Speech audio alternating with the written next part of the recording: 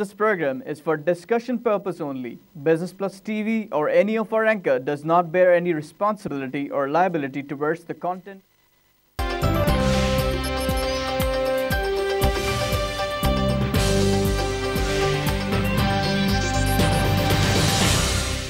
अस्सलाम वालेकुम and welcome to the program PSX hotline और मैं हूं आपका होस्ट रोहेल इंतखाब।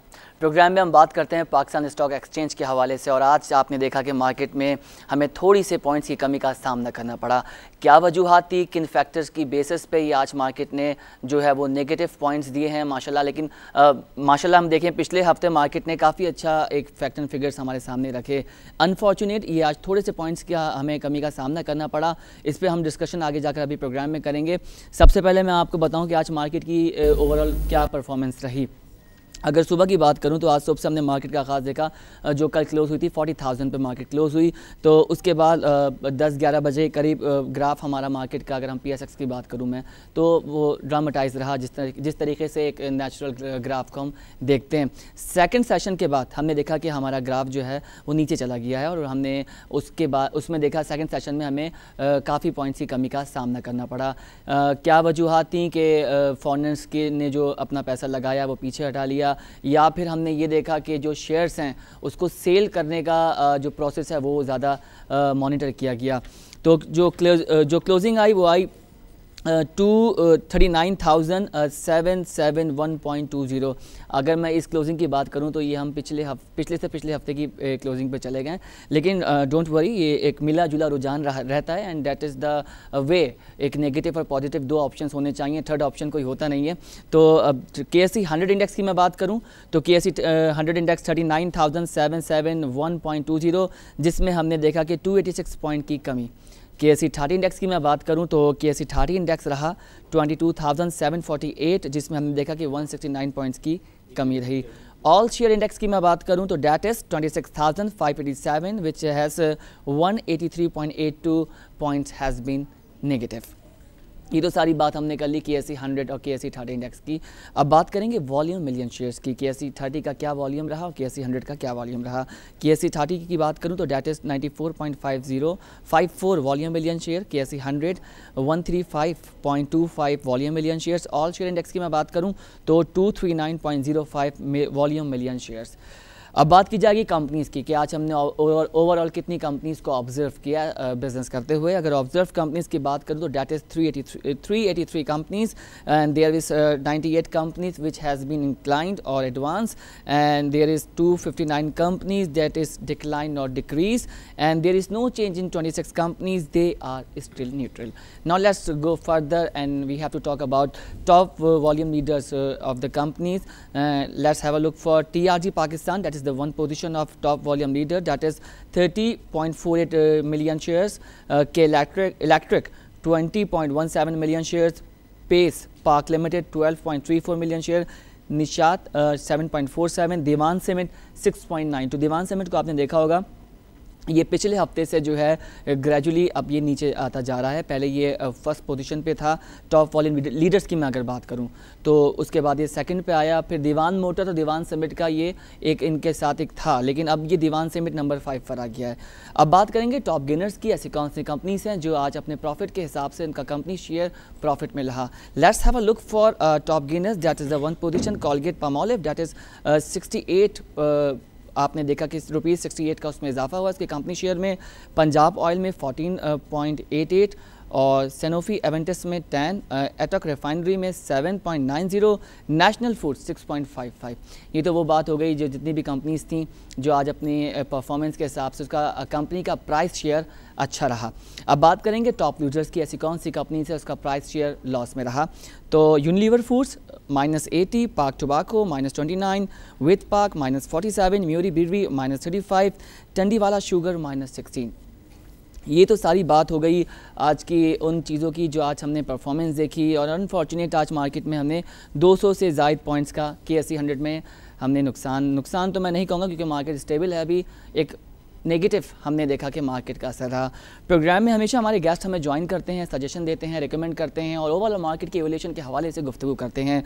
अदनान यूनिस साहब ने हमें ज्वाइन किया है, पहले भी शो में आते रहे हैं और दोबारा हमने उनको इन्वाइट किया है और उनका ताल्लुक है हेड ऑफ ट्रेडिंग डेस्क से from Arif Habib commodity. Sir welcome to the program. Adnan साहब, आज देखा कि बड़े दिनों के बाद माशाल्लाह जिस तरीके से पाकिस्तान स्टॉक एक्सचेंज आगे जा रहा है और अच्छी परफॉर्मेंस दे रहा है, आज हमने देखा कि 200 से ज़ायद पॉइंट्स की कमी।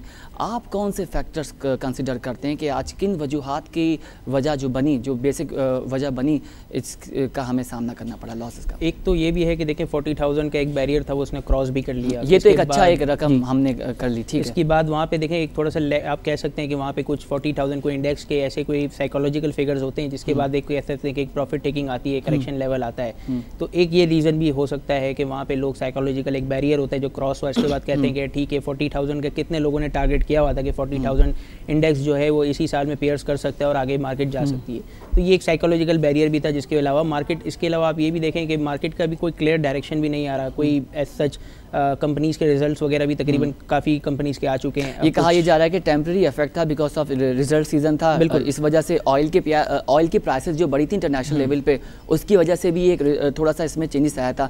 चीज़ें बैक टू द नॉर्मल हुई हैं, ठीक है, इकोनॉमिक स्टेट हमारी वैसी जा रही है, तो ये तो होना ही था, ये लोग भी कह रहे थे। बिल्कुल सही। तो ये एक रीज़न है सबसे बड़ा। और दूसरा ये कि ऑयल की प्राइसेस तो अभी भी जो है तकरीबन अगर हम देखें आज के दिन भी भरी हुई हैं और आगे चल के भी 1-2 दिन हो सकता है एक्सपेक्टेड है बढ़ती रहें, तो आगे चल के इंडेक्स पे हमारे और मजीद जो है इसमें इजाफा। लेकिन एक ये चीज़ आप देखें कल के वॉल्यूम और आज के वॉल्यूम में भी थोड़ा डिफरेंस है।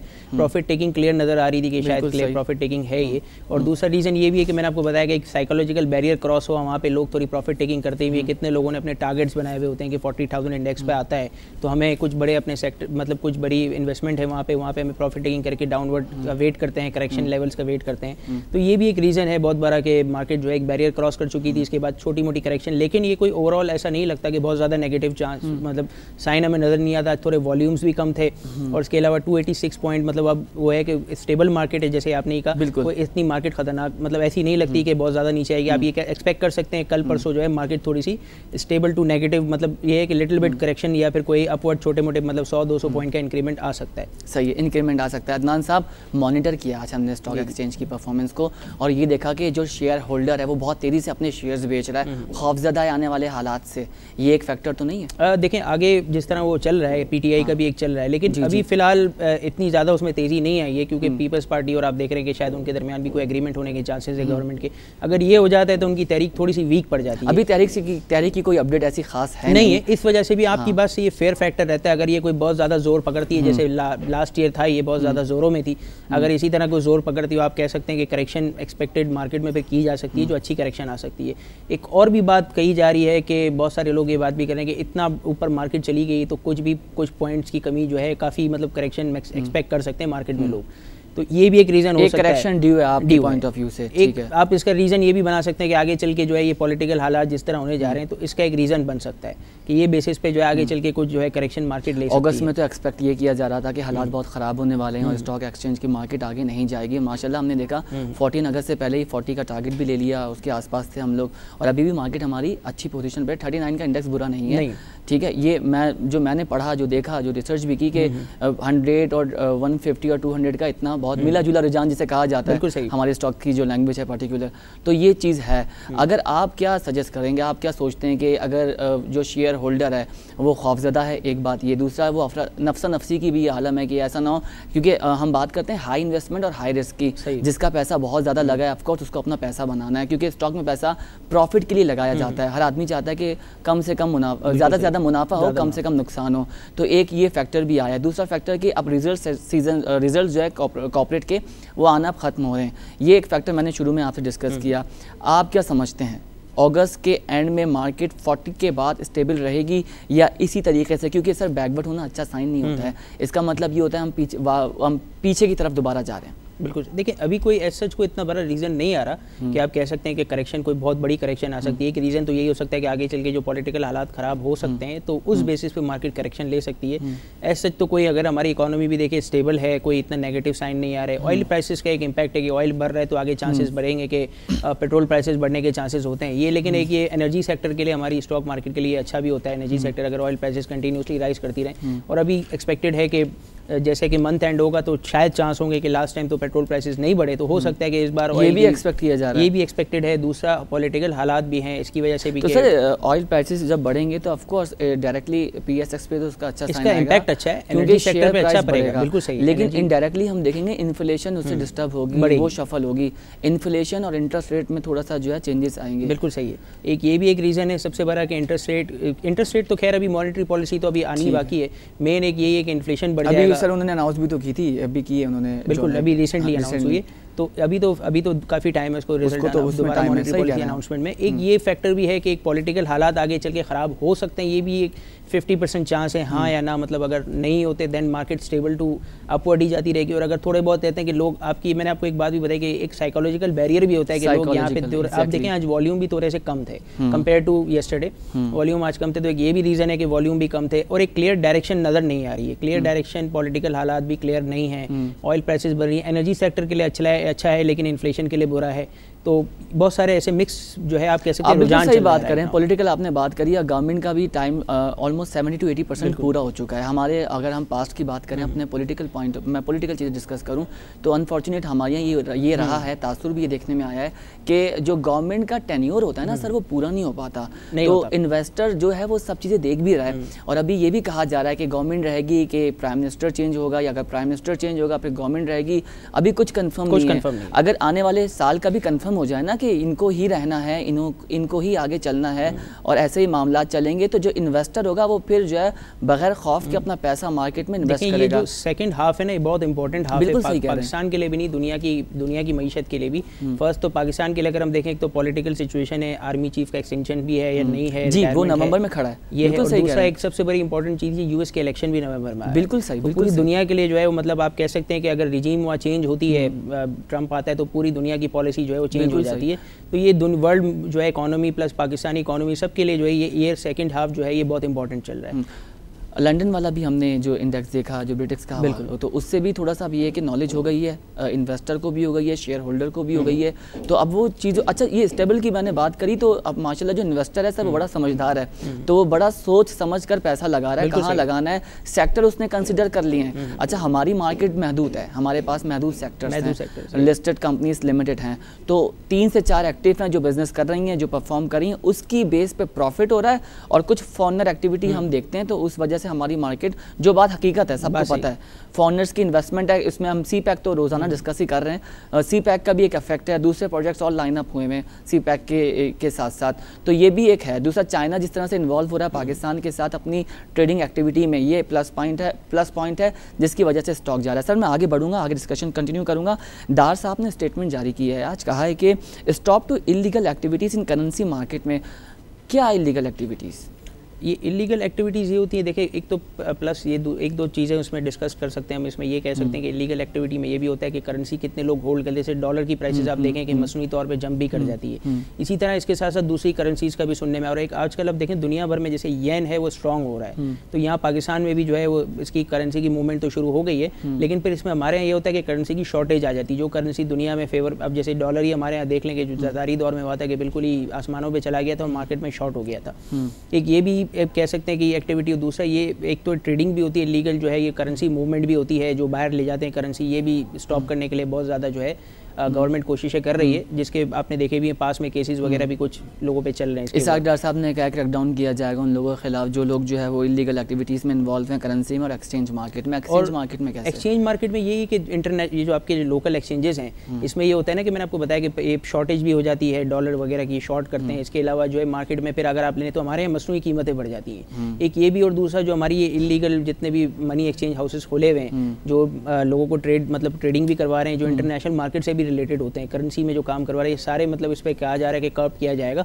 और जैसे मैंने आपको बताया कि हमारे पास जैसे करेंसी पाकिस्तान की ट्रेडिंग के लिए, पाक रुपी तो नहीं, दूसरी करेंसीज हमारे पास 6 ट्रेडिंग करने के लिए पाकिस्तान मर्केंटाइल एक्सचेंज भी अब इन्होंने अवेलेबल कर दिया है कि वहाँ पे भी 6 करेंसीज ट्रेड हो रही हैं। तो ये काफ़ी चीज़ें ऐसी हैं कि जिस पे अगर करेंसी पे अगर ये कर्ब पड़ता है कि अगर कोई फॉर एग्जांपल शॉर्टेज नहीं आती, प्राइसेस जो है अनएक्सपेक्टेडली हमारे यहाँ जो है जिस तरह शॉर्टेज के बाद बढ़ जाती हैं, तो ये सारी चीज़ें रोकने के लिए ये कह रहे हैं कि स्टेप्स तो लेगी गवर्नमेंट आगे चल के, और स्टेप्स की मेरे ख्याल में उन्होंने शुरुआत भी कर दी है। तो ये 2 मीटिंग्स कंडक्ट की हैं, एक SBP के साथ की है और दूसरी FVR के साथ की है, जिस पे उन्होंने जो है फाइनेंस के हमारे जो हैं ये मिनिस्टर उनके साथ मीटिंग कंडक्ट की है इसाक डार साहब ने, और टैक्स इश्यूज़ पे बात की है।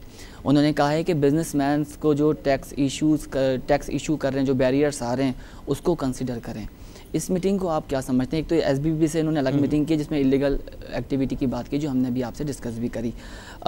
टैक्स इश्यूज़ पे आप क्या समझते हैं? टैक्स इश्यूज़ में वो क्या, जो कौन से टैक्सेस की बात की उन्होंने कंफर्म नहीं किया अभी, बस कहा है कि टैक्स इश्यूज़ को देखें आप, बिजनेसमैन को जो टैक्स इश्यूज़ का जो बैरियर्स आ रहे हैं वो देखें। एक तो सबसे बड़ा प्रॉब्लम ये है कि यहाँ पे अगर कोई फर्स्ट टाइम बिजनेसमैन जाता है कि मैं अपने आप को खैर टैक्स पेयर बनता हूँ, रजिस्टर्ड करता हूँ अपने आप को, तो सबसे पहले तो एक ही चीज़ सोचता है कि यार मुझसे पास की इंक्वायरियाँ की जाएंगी, मुझसे इंक्वायर ये किया जाएगा कि भाई मेरी पास की इन्वेस्टमेंट कहाँ से आई, पास का आपका टैक्स कितना है। ये भी बहुत बड़ी जो है मार्केट में सर्कुलेशन है कि जो नया लोकल जो बिजनेसमैन है वो जाता है अपने आप को रजिस्टर इसलिए ही नहीं करवाता टैक्स पेयर। सर ये अच्छी चीज़ भी तो है, किसी के पास ब्लैक पैसा हो तो उससे पूछगछ भी तो होनी चाहिए ना, चीज़ अच्छी है, लेकिन आप उनको एक कॉन्फिडेंस तो देना, मतलब कॉन्फिडेंस भी दे के यार ठीक है हम आपको, मतलब एक देखें इन्होंने एमनेस्टी स्कीम भी इंट्रोड्यूस करवाई थी, तो ये सिर्फ एमनेस्टी स्कीम जो होती है वो सिर्फ बड़े पॉलिटिशियंस और बड़े बिजनेसमैन के लिए होती हैं। अगर कोई छोटा लोकल है, वो हमारे यहाँ लोग टैक्स देने से सबसे पहले इसीलिए डरते हैं। अगर कोई आप देखें बिजनेस कर रहे हैं, आपने 20 साल से बिजनेस कर रहे हैं, आप 21st ईयर आपका स्टार्ट होता है, आप कहते हैं यार अब मैं ठीक है टैक्स पे करने जा रहा हूँ, तो आप अगर इतना सारा टैक्स आपके ऊपर लगा दिया जाएगा तो आप ऑफकोर्स बोलेंगे कि यार इससे बेहतर तो ये कि मैं टैक्स पे ही ना करूँ।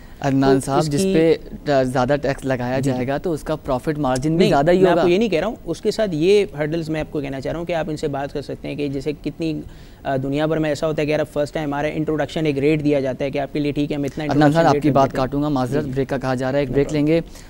Let's take a break, don't go anywhere, we will be right back, stay with अस।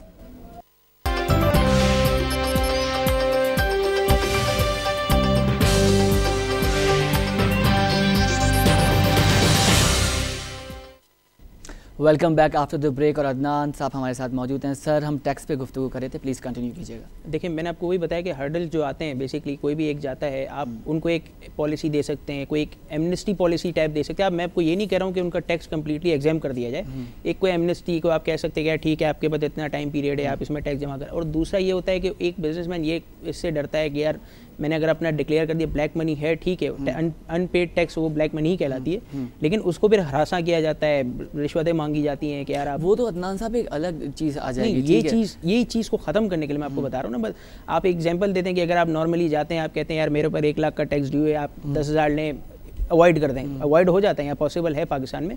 तो इन चीज़ों को ख़त्म करने के लिए जो है आप ये कह सकते हैं कि ये तो नहीं सोच रहा कि ज़्यादा बिजनेस करूंगा और नज़रों में आएगा, फिर पर्चियां आना शुरू हो जाएंगी। कुछ लोग अब देखें, एक एग्जांपल लें कि इन्होंने जो है ट्रांजैक्शन के ऊपर, बैंक ट्रांजैक्शन के ऊपर टैक्स डाला हुआ है, ये सारा किया हुआ है, होल्डिंग टैक्स की बात कर रहे हैं, ये विद होल्डिंग टैक्स की, तो इससे भी काफ़ी बिजनेस पे फ़र्क पड़ा है। अब लोग जो है वो कैश पे भी डीलिंग काफ़ी जगहों पे चलना शुरू हो गई, कैश डीलिंग भी चली, या फिर लोग कितने ऐसे अकाउंटेड दे देते हैं कि यार 49,000। और आपको पता है इसका डिसएडवांटेज ये हुआ है कि लोगों ने जो है वो बैंक से पैसा निकाल लिया, ट्रांजैक्शन कम, बैंक जो है रोलिंग नहीं कर पा रहा, शॉर्ट ऑफ कैश रहा, और इसका एक असर आपको ईद से पहले हर दफ़ा होता है, इस बार ज़्यादा हुआ।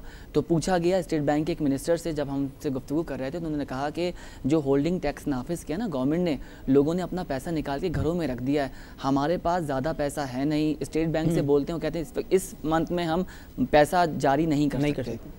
या लोगों ने इस तरह कर लिया, या कितने लोगों ने गोल्ड भी ले लिया है अपने कैश को रखने के लिए, या कितने लोगों ने प्रॉपर्टीज़ या कुछ ऐसी चीज़ में पैसे डाल दिए कि जो आपका फिक्स एसेट बन गया है कि आप कैश के तौर पे उन्होंने नहीं। उसका दूसरा असर ये आया कि जब चीज़ हो रही होती है ना, तो दूसरा उसका एक्शन का रिएक्शन ये हुआ कि प्रॉपर्टी टैक्स में इजाफा कर दिया। लेकिन मैं वही आपको बताना चाह रहा हूँ, इसी तरह वो अब जैसे फॉर एग्जाम्पल नया कोई बिजनेस, मैं आपको बता रहा हूँ, जैसे आपने 20 साल बिजनेस किया, 21वें साल आप कहते हैं अब मैं जमा कर, तो आप 10 बार सोचेंगे कि यार क्या होगा क्या नहीं होगा, ऐसा नहीं मुझे अपना बिजनेस ही बंद करना जाए, पढ़ना पड़ जाए। तो ये सारी चीज़ें कि आप इनका फ्रेंडली थोड़ा सा कहते हैं कि आप एक टैक्स पेयर के लिए फ्रेंडली इन्वायरमेंट जब तक नहीं बनेगा, जब तक जो है आप जो है बहुत। वैसे भी कमोडिटीज़ की मैं बात करूं, गोल्ड हमारे हाथ में नहीं है, ठीक है, लोकल नहीं कंट्रोल कर सकते, ऑयल नहीं कंट्रोल कर सकते, ये सब चीज़ें इंटरनेशनली हो रही होती हैं। इसके पीछे कितनी स्पेकुलेशन है, कितनी गैम्बलिंग है, हम सब बेहतर तरीके से जानते हैं। बिल्कुल सही है। जैसे आप हमारी जैसे गोल्ड की भी बात करें, जैसे हमारे यहाँ कहते हैं, जैसे अब एक एग्जांपल इसी के हवाले से लेता हूँ कि गोल्ड की इंपोर्ट बैंड है, लेकिन फिर भी जो है हमारे यहाँ गोल्ड आ रहा है, स्मगलिंग के थ्रू आता है, जिसके थ्रू भी आ रहा है वो आ रहा है, तकरीबन सारी चीज़ें हो रही हैं। तो इसी तरह मैं आपको कह रहा हूँ कि अगर यही बिजनेसमैन के लिए आप कहते, मैं आपको ये बता रहा था कि फ्रेंडली अगर इन्वायरमेंट होता है, टैक्स फ्रेंडली इन्वायरमेंट के आपको खुद एक कहते हैं कि अनाउंस, कितनी जगहों पे दुनिया में ऐसी पॉलिसीज़ भी मैंने बहुत जगहों पे पढ़ा है कि ऐसी इंट्रोड्यूस की जाती है कि अगर आप वेलकम करते हैं कि कोई फर्स्ट टाइम आता है टैक्स पढ़ने के, तो आप उसको थोड़ा सा छूट देते हैं कि यार ठीक है आप इतना नहीं, आप इतना पे कर दें, हम आपका पूरा उसमें काउंट करते हैं और आप नेक्स्ट जो है टैक्स पेयर आप बन जाएंगे। और फिर उनको बहुत सारी स्कीम्स दी जाती हैं, एमनेस्टी दी जाती है कि यार आप ये करें तो आपको हम ये एडवांटेज देंगे। ये हमारे यहाँ तो यही मैं आपको बात बता रहा हूँ ना कि यही फ्रेंडली इन्वायरमेंट बनाना पड़ेगा, तो जाके ही बिजनेसमैन जो है। और टैक्सेस पे इतनी बात ये लोग कर रहे हैं, टैक्सेस इंपोज भी कर देते हैं और फिस्कल पॉलिसी हमारी स्ट्रांग नहीं है। और दूसरा ये भी नहीं है, और दूसरा आप ये भी देखें कि चले आप टैक्स भी पे करते हैं, आप बैंकिंग ट्रांजेक्शन पे भी टैक्स पे कर रहे हैं, आप पेट्रोलियम पे भी टैक्स पे कर रहे हैं, आप जीएसटी के इलेक्ट्रिक पे भी दे रहे हैं, मतलब इलेक्ट्रिक, तो इतने भी टैक्सेस यहाँ पे लोगों के, अब ये भी लोग सोचते हैं कि यार अब मैं इस पर भी टैक्स दे दूँ तो फिर मेरे पास एंड ऑफ द डे मैं हर जगह पे टैक्स पे कर रहा हूँ, क्योंकि आप देखें ना बैंक ट्रांजेक्शन पे भी उन्होंने जो टैक्स किया हुआ है उससे बहुत लोगों को प्रॉब्लम्स आ रही है। एक लोकल इन्वेस्टर को छोड़ दें, बिजनेसमैन को भी छोड़ दें, एक लोकल जो बंदा है जिसको अगर किसी कैश की ज़रूरत पड़ती है, वो करती है, इमरजेंसी के तौर पे उसको पैसे निकालने पड़ते हैं, अगर कहीं होता है तो टैक्स मजबूरी में। और हमारे यहाँ जो लोग हैं ना सर, ये कॉन्फिडेंस के साथ आगे बढ़ते नहीं हैं। बात बीच में बहुत प्रोटेस्ट हुए थे, मुझे याद है हर हफ्ते जो है वो प्रोटेस्ट हो रहे हैं, रैलियाँ निकल रही हैं विद होल्डिंग टैक्स के हवाले से, ताजिर कम्युनिटी जो हमारी है। लेकिन महीने 1.5 महीने के बाद उनकी गवर्नमेंट से क्या सेटलमेंट होती है, क्योंकि वो सर लीड कर रहे होते हैं, ताजिर कम्युनिटी तमाम लोगों को लीड कर रही होती है, और जो आम शहरी होता है उसका कॉन्फिडेंस भी बिल्डअप होता है, चलो इस बारे में कोई बात तो कर रहा है, अगर ऊपर से हमारा बड़ा या जो हमारी कम्युनिटी को या हमारे पार्टिकुलर डिपार्टमेंट को लीड कर रहा है। लेकिन वो मामला भी तय नहीं हो पाते। रियल एस्टेट का भी इशू आया, वो भी डिस्कस हुआ और उसके होने के बाद वो भी खत्म हो गया, अब उस पर भी कोई इतनी खास डिस्कशन हो नहीं रही। ठीक है, गवर्नमेंट की तरफ से बात की जा रही है कि टैक्स की मैं बात करूँगा। अदनान साहब, हमने जो देखा है फिस्कल और मॉनेटरी पॉलिसी बहुत रोल अदा करती है, और अगर मैं दूसरे मुल्कों से कंपेयर करूँ तो वहाँ पर ईयरली चेंजेस आते हैं, 6 मंथ के बाद भी बहुत माइनर से चेंजेस आते हैं। हमारे यहाँ हर 1.5-2 महीने बाद नई टैक्सेस की जो शरह है उसमें इजाफा कर दिया जाता है बगैर किसी नोटिफिकेशन के। मतलब अगर जो तरीक़ेकार है डिपार्टमेंट को या जो करता धरता होते हैं उनको पहले नोटिफिकेशन जारी किया जाता है, समरी भेजी जाती है कि इस वजह से इस रेफरेंस के थ्रू हम आप पर इतना इतना प्रॉफिट, इतना इतना टैक्स के हवाले से ये हम लागू करेंगे।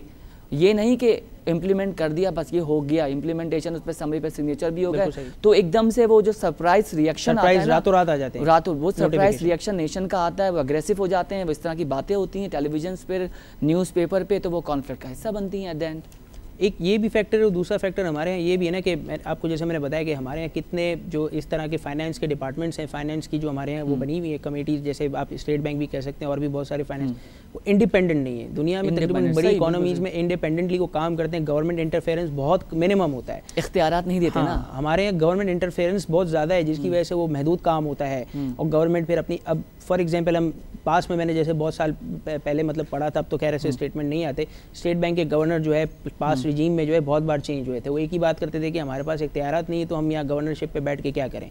एक रीज़न इसका ये था कि वो इख्तियार, आप देखें अगर दुनिया की बड़ी इकोनॉमीज़ में जाए जो सक्सेसफुल हैं, जो ग्रो कर रही हैं, उनके स्टेट बैंक जैसे हमारा है, उनकी कोई कमेटीज़ हैं इस तरह की बनी हुई, तो वो इंडिपेंडेंटली चल रही, गवर्नमेंट मिनिमम होता है, बहुत मिनिमम होता है। कोई मेजर पॉलिसी चेंज करना होता है तो गवर्नमेंट इंटरफेरेंस आती है, लेकिन अगर कोई छोटा मोटा होता है तो यहाँ पे जो है गवर्नमेंट इंटरफेरेंस जो है, हमारे यहाँ तो छोटी चीज़ में भी गवर्नमेंट इंटरफेरेंस होती है। और एक दूसरी चीज़ है कि हमारा इंटरफेरेंस इसलिए भी होती है कि हमारी गवर्नमेंट को पैसे भी नहीं है, वो कंटिन्यूसली बोरोइंग कर रहे हैं स्टेट बैंक से। बोरोइंग का भी एक रीज़न है, वो जैसे वो कहते हैं कि यार अब आप स्टॉप करें, बोरोइंग नहीं करें, आप बोरो कर करके इन्फ्लेशन जो है हमारी जो है बहुत ज़्यादा बढ़ रही है, इसके फिर वो बेसिस ये देते हैं कि यार आप टैक्स नेट में सबको लाएं, टैक्सेस लगाएं, तो अब ये भी एक हमारे यहाँ प्रॉब्लम है। लेकिन हमारे यहाँ इनडायरेक्ट टैक्सेस इतने डाल दिए गए हैं लोगों के ऊपर कि अब आप देखें ना, हर किसी में हम जो है ना इतने टैक्स, अब एक बैंक ट्रांजेक्शन बची थी उसमें भी आपका टैक्स आ गया, तो लोग फिर अवॉइड करते हैं कि यार अब बोलते हैं कि यार सर एटीएम से जो हम कैश विड्रॉ कर रहे होते हैं उसमें भी अब पैसे बढ़ गए। पहले कुछ और हुआ करते थे, आज मैंने निकाले, मैंने बोला यार इसमें भी सेम बैंक से तो कर रहे हैं, उसमें आपको चलो एक बेनिफिट होता है कि अब ज़रूरत पड़ गई, आपको शॉर्ट ऑफ कैश है, आपको जो एटीएम नज़र आएगा आप पर्टिकुलर ब्रांच के बैंक में जाएंगे, पर्टिकुलर बैंक की ब्रांच में जाकर उसके एटीएम से निकालेंगे। लेकिन सर उसमें भी अब पैसा ज़्यादा ले रहे हैं। बहुत सारी चीज़ें हमारे यहाँ छोटी छोटी चीज़ें ऐसी हैं, अगर आप बैंकिंग ट्रांजेक्शन की बात करें तो ऐसी चीज़ें हैं कि आप इतनी जगहों पे अब आप आप कराची में बैठे हैं, आप लाहौर में जो है फंड पैसे कैश जमा करा रहे हैं, आपसे वहाँ पे भी चार्जेस लिए जाते हैं कितनी बैंकिंग में। तो मतलब ये तो कितनी ऐसी चीज़ें हैं जो हमारे यहाँ छोटी छोटी चीज़ें जो है हमारी गवर्नमेंट नजर, अब जनरल पब्लिक भी मजबूर है, मतलब वो क्या करे, वो कहते हैं कि यार हमारे पास सेकंड बेस नहीं है, सेकंड कोई बेस नहीं, फिर वो बहुत सारी, फिर जिस तरह आप कहते हैं जब आप सारे दरवाजे बंद करते हैं तो लोग चोरी का दरवाज़ा ढूंढते हैं, तो हमारे यहाँ यही प्रॉब्लम है कि जब सारे ये करते हैं तो फिर लोग देखते हैं कि यार इतने टैक्सेस हर जगह हम पैसे दिए जा रहे हैं, तो फिर लोग चोरी का दरवाजा ढूंढते हैं और फिर इससे हमारी इकोनॉमी जो है वो बैठती है। अदनान साहब, एक कंपनी का, एक बैंक का रिजल्ट मैं अनाउंस कर दूं, बिकॉज ये रिजल्ट सीजन है, तो मेरी कोशिश ये होती है कि व्यूवर को जो है उसके पर्टिकुलर बैंक अल हबीब का रिजल्ट आया है और बैंकिंग सेक्टर माशाल्लाह पिछले हफ्ते बहुत अच्छा परफॉर्म किया, और उसका एक वजह ये भी थी कि बैंकिंग, कमर्शियल बैंकिंग ने जो परफॉर्म किया उसका इफेक्ट हमारे PSX पे आया और मार्केट ने एक बूम किया। आप पिछले हफ्ते की ये सारी रिपोर्ट है। दूसरा फैक्टर जो हमने मॉनिटर किया वो ऑयल प्राइसेस था। बैंक अल हबीब का जो रिजल्ट आया वो मैं आपको अनाउंस कर दूं, वो 6 मंथ प्रॉफिट आया, 6 मंथ का उनका रिजल्ट आ गया up to 12.8%. Bank Al Habib posted a profit after tax of rupees 3.786 billion in the 6-month period ended June 30, up to 12.8% from 3.356 billion in the same period of previous year. ये bank अल हबीब का result आया है। Congratulation जो bank अल हबीब के honours हैं उन तमाम लोगों को और उन कस्टमर कंज्यूमर्स को कि उन्होंने अच्छा प्रॉफिट किया है। और बात की जाएगा सेक्टर की, तो मैं आज आपको सेक्टर का टर्नओवर बता दूं। ऑटोमोबाइल जो सेक्टर है उसका 9 मिलियन है और 4,82,910 है। और सीमेंट सेक्टर माशाल्लाह कल के निस्बत आज भी बहुत बेहतर रहा, 14,879,900। केमिकल की बात करूं तो 12,437,320। कमर्शियल बैंक का माशाल्लाह सबसे ज़्यादा है, अगर मैं सेक्टर वाइज बात करूं तो सबसे ज़्यादा कमर्शियल बैंक का है और पावर जनरेशन एंड डिस्ट्रीब्यूशन का है। कमर्शियल बैंक का है 20,5,34,300 टर्नओवर आज का। और अगर ऑयल एंड गैस मार्केटिंग की बात करूं तो 11,4,77,500 और पावर जनरेशन एंड डिस्ट्रीब्यूशन का है 26,4,40,200 और टेक्नोलॉजी एंड कम्युनिकेशन का 28, इसका सबसे ज़्यादा है गैस, यस इसका सबसे ज़्यादा है 28,980,500। टेक्सटाइल की बात करूं तो 11,513,500। ये 7 से 8 हमारे सेक्टर्स ऐसे हैं जिनकी माशाल्लाह टर्नओवर भी ज़्यादा है, प्रॉफिट भी ज़्यादा है। और मैं ये समझता हूँ, जो मैंने देखा कि इन्हीं की वजह से जो इनमें चेंजेस जो हो रही हैं वो रिएक्ट कर रहा है पाकिस्तान स्टॉक एक्सचेंज का। छोटे जो सेक्टर्स हैं उन पे इतना, अब कहा यह जा रहा है कि उन पे इतना काम भी नहीं है। अब टोबाकू है, एक छोटा सा सेक्टर है, उस पर कंज्यूमर इतनी है भी नहीं, उसके अंदर उसमें कुछ इतना भी आ रहा है, यही बहुत है। और ये अब टोबाकू इज़ डिफरेंट, वो एक अलग बहस हो जाएगी, वो सेक्टर डिफरेंट है। टेक्सटाइल हमारा बड़ा शिकार है सर। टेक्सटाइल का आप ये भी कह सकते हैं कि पिछले लास्ट टाइम जो है तकरीबन 1 महीने के अंदर कॉटन प्राइसेस बहुत ऊपर निकल गई थी, अब वो काफ़ी वीक हो गई हैं। तकरीबन इंटरनेशनल कॉटन प्राइसेस जो है वो $79 to $80 के करीब चली गई थी, अब वो जो है बाउंस डाउन आके वो 68 हमारे यहाँ ड्रॉबैक्स आ जाता है कॉटन पे फ्लड की वजह से, कोई ऐसे ये भी है। एक दूसरा ये एनर्जी का भी प्रॉब्लम आता है, ड्रॉबैक्स आता है सर, बिल्कुल अब ये भी है। और दूसरा और फिर एक इनका सबसे ज़्यादा जो प्रॉब्लम यही मैंने आपको बताया कि कॉटन प्राइसेस का भी आया, गवर्नमेंट पॉलिसी से भी कुछ एप्टमो वगैरह कभी आप देखें तकरीबन जो है नाखुश ही रहते हैं, क्योंकि हमारी गवर्नमेंट की पॉलिसी वो कहते हैं कि टेक्सटाइल के ऊपर, अब हम वैसे भी हम पहले देखें हमारा पहले बहुत ज़्यादा रोल होता था एशिया के अंदर भी, टेक्सटाइल के अंदर जो है साउथ एशिया के अंदर, कि हमारी टेक्सटाइल काफ़ी इंपोर्ट हम एक्सपोर्ट करते थे बाहर काफ़ी हमारी। अब हमारी जो है वो सेक्टर आराम से बहुत डाउन होता जा रहा है, बहुत जो है कम होता जा रहा है। लोग इस पर ज़्यादा फोकस कर रहे हैं। अगर आप देखें क्योंकि अगर आप देखें हमारे डेवलपमेंट प्रोजेक्ट्स इतने बन रहे हैं, फॉर एग्जांपल सीपैक ये एग्जांपल है, बिल्डिंग्स वगैरह इतनी बन रही है, projects back of the bone हुआ इकोनॉमिक्स। लोग cement sector and plus power sector जो एनर्जी सेक्टर है उस पर ज़्यादा जो है ध्यान दिया जा रहा है और लोग इसमें काफ़ी इन्वेस्ट किए जा रहे हैं, क्योंकि ये फ्यूचर है। सही। अब आप एनर्जी हम देखें पाकिस्तान इतनी प्रोड्यूस नहीं कर पा रहा जितनी डिमांड है, सप्लाई हमारी बहुत कम है, तो इस पर भी लोग काफ़ी इन्वेस्टमेंट आ रही है, दुनिया भर से आ रही है, क्योंकि हमारी नीड है। एंड अगेन जो सीपैक वगैरह जैसे ऐसे बड़े बड़े मंसूबे बनने इसमें सीमेंट वगैरह की नीड है, तो ये सेक्टर पे लोगों का ध्यान काफ़ी है एज़ कम्पेयर टू टेक्सटाइल, बहुत कम हो गया है। लेकिन सर इस पे टेक्सटाइल पे काम, क्योंकि ऐसा ना हो पे ये लोग जो है बेजार होकर हमारी इंडस्ट्री जो टेक्सटाइल की ये शिफ्ट कर जाए, ऐसा बीच में तासुर आपको पता है उभर रहा था कि बांग्लादेश की तरफ देख रहे थे, बहुत लोग चले गए, बहुत लोग चले गए। और जो बड़े जाइंट्स हैं सर वो हमारे मुल्क के, जिन्होंने हमारे मुल्क से उन्होंने बनाया, मैं उन कंपनी उन टेक्सटाइल इंडस्ट्री का नाम नहीं लूँगा, 3-4 तो आपको ही को पता है कि जिनका बिजनेस भी माशाल्लाह बहुत ज़्यादा है, और जिस तरीके से उनकी सेल है ना सिर्फ पाकिस्तान में बल्कि बांग्लादेश, इंडिया हो गया और दूसरे एशिया कंट्रीज़ में भी, तो अब उनका रुझान ये है कि एनर्जी क्राइसिस तो वो फेस कर ही रहे हैं, उन्होंने ऑल्टरनेट्स भी रख लिए हैं। आप क्या समझते हैं अगर ये क्राइसिस उन्होंने मज़ीद देखे या और टेक्सटाइल डैमेज हुआ, टर्नओवर भी मैंने आपको बताया इतना खास उनका है नहीं, तो वो फिर आने वाले वक्तों में ये सेक्टर और जो है वो PSX की मैं बात करूँ वहाँ पे तो ये अभी इतना कुछ इसमें खातिर खा चेंज आ नहीं रहा, इकोनॉमिक पे भी एक बुरा असर आएगा। देखिए ये हमारा ये टेक्सटाइल सेक्टर तो अगर हम पास तकरीबन 10 साल की बात कर लें, ये सेक्टर बहुत बुरी तरीके से बहुत मतलब बुराई का शिकार है, वो डाउनवर्ड ही होता जा रहा है, छोटे से छोटा ही सेक्टर बनता जा रहा है। कितनी ऐसी प्राइवेट जो इंडस्ट्री वगैरह खुली हुई थी पंजाब में, वो जब पास रिजीम में जब एनर्जी क्राइसिस बहुत ज़्यादा था, तकरीबन बंद ही हो गई थी। और इसके अलावा अब एक ये भी बड़ा हमारे ऑल्टरनेट्स वगैरह तो निकाले, लेकिन वो फिर वो कॉस्ट बेनिफिशियल नहीं लेते। अगर आप कोई कहते हैं जनरेटर से करते हैं बिजली जनरेट वगैरह, तो उनकी कॉस्ट बेनिफिशियल नहीं रहता है, कॉस्ट ज़्यादा करेंगे, पूरी टेक्सटाइल इंडस्ट्री कब तक चलेगी उस पर। ये एक सबसे बड़ा जो अगर हम पास में भी देखें, एक तो सबसे बड़ा एक तो यही भी एक आता है फैक्टर, और दूसरा जो है गवर्नमेंट की कुछ पॉलिसीज़ वगैरह ऐसी होती है कि एक्सपोर्ट अगर जैसे हम पहले काफ़ी यूरोप वगैरह में करते थे, वहाँ पे हमारी बहुत जगह, अब तो खैर उनको स्टेटस मिला हुआ है पाकिस्तान को GSP+ वगैरह का, लेकिन फिर भी जो है एज़ कम्पेयर टू अगर ये अपने आप को कम्पीट करते हैं बांग्लादेश से, इंडिया से, तो हम कम्पीट नहीं कर पाते, क्योंकि वहाँ पे जो है उसकी एक तो कॉस्ट बहुत कम है, हमारे यहाँ कॉस्ट एक तो इसकी वजह से इलेक्ट्रिक सबसे बड़ा जो मेजर आता है प्रॉब्लम एनर्जी की वजह से, और टैक्सेस की वजह से भी हमारे जो है वहाँ पे कॉस्ट ज़्यादा हो जाती है एज़ कम्पेयर टू बांग्लादेश। और वहाँ पे ये लोग कहते हैं कि बेनिफिट्स बहुत हैं बांग्लादेश में। अगर कोई, मैंने एक दो लोगों से लोकल से बात की थी, वो कहते हैं हम इंडस्ट्री वहाँ लगाते तो हमें बहुत बेनिफिट दिए जाते हैं, इलेक्ट्रिक में दिए जाते हैं, टैक्सेस में दिए जाते हैं कि उसके रेट। सर ये नुकसान नहीं होगा हमारे लिए नुकसान है, हमारे लिए बहुत नुकसान मैं वही कहना चाह रहा हूँ। हमारी लेबर को जो है लेबर नहीं मिलेगी वहाँ, जो उनके मुल्क में लेबर चले जाएगी, उनका GDP बढ़ जाएगा, उनका मुल्क हर लिहाज से तरक्की करेगा, और यहाँ वो तारीख पे मैंने आपको बताया कि हमारी गवर्नमेंट ने फोकस शिफ्ट कर, मतलब शिफ्ट अपना फोकस जो है शिफ्ट हो गया। अब उनका टेक्सटाइल पे पहले बहुत होता था, पास में अगर हम देखें, हम टेक्सटाइल सेक्टर हमारा बहुत अच्छा है, अब उन्होंने उसको जो है फोकस को अपना शिफ्ट किया है, सीमेंट है, पावर सेक्टर है, बैंक्स हैं। कहा ये जाता है गवर्नमेंट के जो अपने जो फेवर्स होते हैं जिस सेक्टर में वहाँ पर पैसा लग रहा होता है, अगर टेक्सटाइल में उनके कुछ फेवर्स होते तो वहाँ पर ऑफकोर्स उस पर फ़ायदा हो रहा होता। सीमेंट पे डेवलपमेंट ज़्यादा है, बिकॉज अगर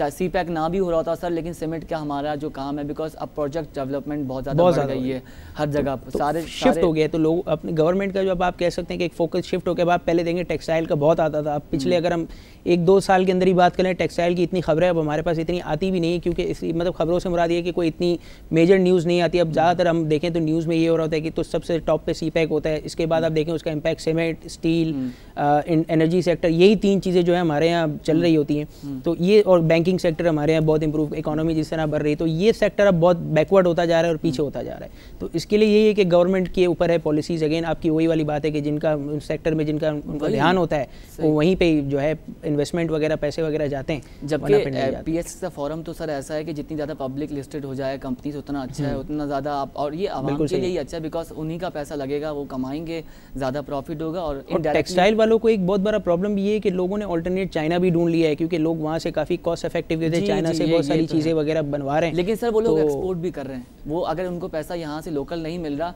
तो वो ये क्या कर रहे हैं, अपने प्रोडक्ट्स बना कर सारा जो है मैन्युफैक्चरिंग चीज़ें जो है वो बाहर एक्सपोर्ट भी कर रहे हैं। लेकिन हमारे यहाँ वो कहते हैं कि करेंसी का भी डिसएडवांटेज आ जाता है, जो हमारे यहाँ डॉलर जो है ये इनकी फेवर की बात है, लेकिन फिर अगर एक डॉलर अगर नीचे आता है तो एक अनफेवर भी होता है। दूसरा मैंने आपको बताया कॉस्ट बेनिफिशियल का भी एक बड़ा इंपॉर्टेंट कि हमारी कॉस्ट और एज़ कम्पेयर टू, जैसे मैंने एक लोकल टेक्सटाइल बंदे मतलब उनसे ही बात की थी, वो कहते थे कि कॉस्ट में भी इशू है कि हमारी cost as compared to Bangladesh थोड़ी ज़्यादा है, तो जिसकी वजह से हमें डिसएडवांटेज थोड़ा यहाँ से मिलता है और वहाँ पे जो एडवांटेज ज़्यादा मिलता है, जिसके भी एक हम कम्पीट नहीं कर पा रहे। दूसरा मुल्क तो एडवांटेज देगा सर ग्रैब करने के लिए, बिल्कुल सही। उसको तो मार्केट में अपने लिए चाहिए, इन्वेस्टर चाहिए, पैसा चाहिए, तो वो अगर उसको अपने पास से भी पैसा लगाना पड़ेगा ना दूसरे कंट्री को, वो लगाएगा और वो उनको वो ख्वाब दिखाएगा जिस पे हकीकत होगी, वो हकीकत से कोई लेना देना नहीं होगा। मैंने आपको यही बताया ना कि हमारी कंट्री का फोकस शिफ्ट हो गया। पहले हम टेक्सटाइल पे बहुत ज़्यादा फोकस करते थे, हमारी जो है बैकबोन होती थी हमारी इंपोर्ट, मतलब हम बहुत ज़्यादा इस पर, अब आप देखें आराम से अब हमारा फोकस शिफ्ट हो गया, power sector, energy, steel sector और भी दूसरे सेक्टर्स है, बैंकिंग सेक्टर, उस पर शिफ्ट हो गया है। तो जब तक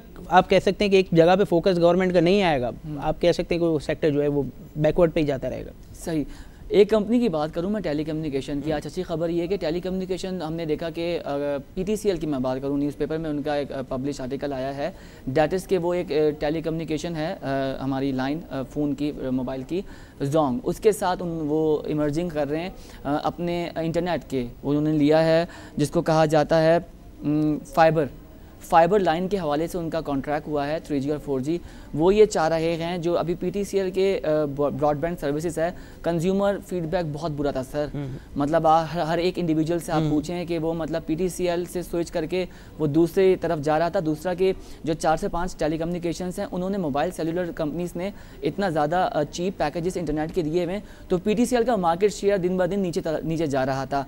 अच्छी बात यह है कि PTCL ने जो है वो लिस्टेड भी किया हुआ है, तो उसने नज़रसानी की अपने इस चीज़ पर और परफॉर्मेंस को देखने के बाद उसने ये आज न्यूज़पेपर में उन्होंने मुलाकात की है चाइना के जो जोंग 4G कंपनी है सेलुलर, उसके जो CEO पाकिस्तान है उनसे मुलाकात की है, वो इसके साथ इमर्ज हो रहे हैं। अभी होगा ये कि जो PTCL सर्विस फाइबर होगा पूरे पाकिस्तान में उसका जाल बिछाया जाएगा और इंटरनेट की सर्विसेज बेहतर की जाएंगी। इस स्टेप से PTCL के आप क्या समझते हैं आने वाले वक्त में PTCL का जो लिस्टेड शेयर है ये बेहतर होगा? आप देखें चांसेस तो बहुत अच्छे हैं, क्योंकि अगर आप देखें काफ़ी लोग ऐसे जिस तरह आपने कहा कि इनके ब्रॉडबैंड सर्विसेज से वाकई में नाखुश हैं और काफ़ी लोग स्विच कर गए मोबाइल पे। एक तो ये भी सबसे बड़ा अच्छा चीज़ है कि फैसिलिटी के वायरलेसली कनेक्टेड है, मोबाइल पे अवेलेबल है और चीप पैकेज है एज़ कम्पेयर टू PTCL। लेकिन PTCL का एक प्रॉब्लम सबसे बड़ा ये है कि अगर इनकी ब्रॉडबैंड सर्विस ख़राब है तो इंफ्रास्ट्रक्चर की वजह से, इनका इंफ्रास्ट्रक्चर ओल्ड है, पुराना है, कितनी लाइन्स जो है बर्दाश्त नहीं कर पाती।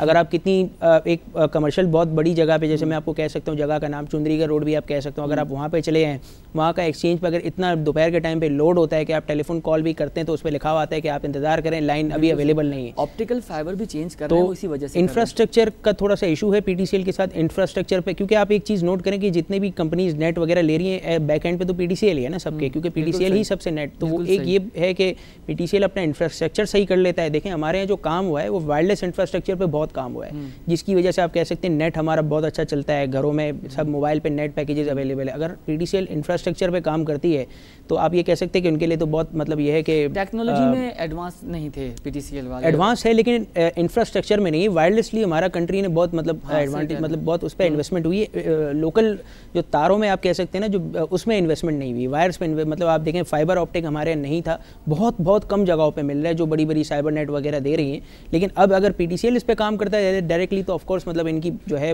मार्जिन वगैरह पे इनके बहुत अच्छा इंपैक्ट पड़ेगा इसमें। और ऑलरेडी PTCL ने एक और सेलुलर कंपनी से कुछ कॉन्ट्रैक्ट किए हैं, वो दूसरे पोर्टफोलियोज़ के दूसरे प्रोडक्ट्स के हैं, वो बहरहाल उनका अपना एक इंटरनली मामला है। अदनान साहब बहुत शुक्रिया, बहुत ज़बरदस्त सेशन रहा आपके साथ, थैंक यू, और बहुत ज़बरदस्त हमने बातें करी आपसे और आप ओवरऑल परफॉर्मेंस के हवाले से हमने बात करी।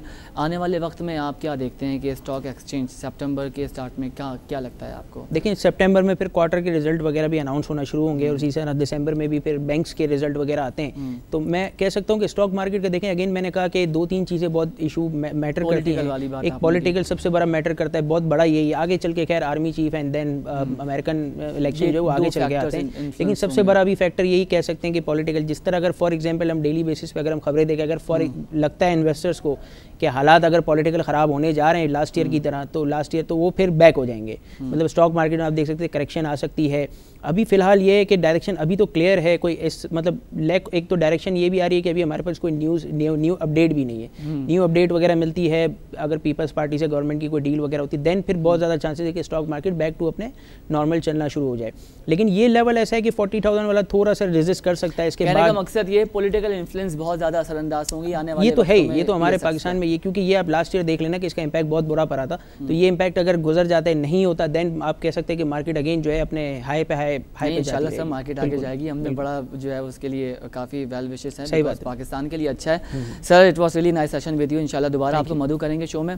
अदनान साहब ने हमें ज्वाइन किया और उनसे हम गुफ्तगू कर रहे थे, उन्होंने काफ़ी कुछ हवाले से मार्केट के हवाले से बताया, सेक्टर्स पे मैंने बात करी, टर्नओवर आपको बताया कि किस सेक्टर का कितना टर्नओवर रहा, और मार्केट में आज आपने देखा कि 200 से ज़्यादा पॉइंट्स की हमने कमी देखी। तो आई थिंक ये this is the part of the game और बिज़नेस का हिस्सा होता है ये, और डोंट गेट रश और ज़्यादा रूमर्स पे यकीन नहीं करें। माशाल्लाह इस वक्त हमारी इकनॉमिक्स जो है पाकिस्तान की बहुत अच्छी है, स्टेबल है, और this is the part of the game जैसे मैंने अभी अर्ज़ किया आपसे, और एक्सपेक्ट किया जा रहा है कि और 40 तो हम क्रॉस कर चुके हैं। ये हमने एक जो है वो हिस्टोरिकल ब्रेक भी कर दिया और रजिस्टर भी कर दिया कि पाकिस्तान तारीख़ की बुलंद तरीन सतह पर है, और इंशाल्लाह आने वाले दिनों में और हफ्तों में हम देखेंगे पाकिस्तान स्टॉक एक्सचेंज मज़ीद बुलंदियों पर जाएगा।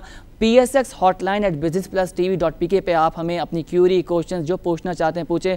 शो में गेस्ट के साथ भी डिस्कस करेंगे और रिसर्च भी इस पर करेंगे। दूसरा ये कि सारी वीडियोस आप अगर प्रोग्राम हमारा मिस कर चुके हैं तो हमारा सोशल मीडिया डिपार्टमेंट जितना भी है बिजनेस प्लस का, वो सारी वीडियोस जो है वो अपडेट कर रहा है फेसबुक के पेज पे, ट्विटर के पेज पे, और आप हमारी ऑफिशियल वेबसाइट है businessplus.tv.pk पर जाकर आपको जिस प्रोग्राम की वीडियो भी चाहिए होगी आपको जो है वो डेली बेसिस पे वीडियोस मिल जाएंगी। अपना और अपने मुल्क का बहुत ज़्यादा ख्याल रखिए। कल आपसे दोबारा मुलाकात होगी। मुझे इजाज़त दीजिए। अल्लाह हाफ़िज़।